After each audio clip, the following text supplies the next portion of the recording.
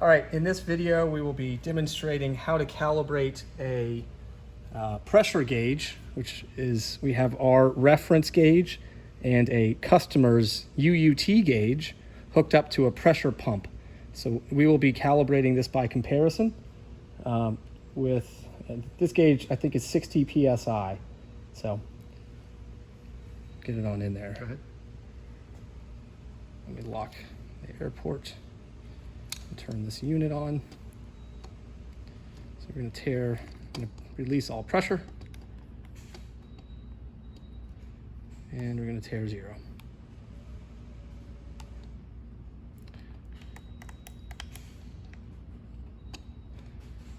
The first test point is 6, so we are going to pump up until we get to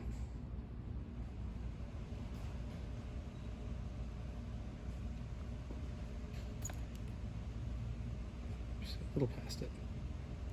We'll come back down and come up on it and gently approach it.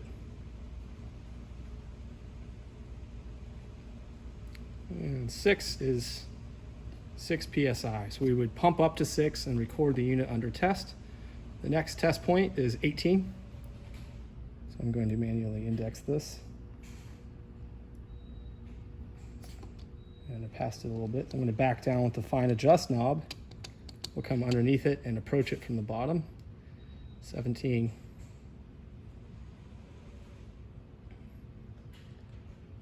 Right about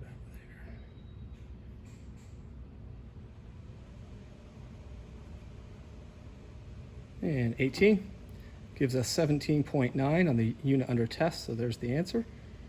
The next test point is 30 PSI and 54 all the way up to 60 for the gauge, which I won't show in this demo, but I would just keep compressing all the way up. And at the end of the test, I'd relieve the pressure.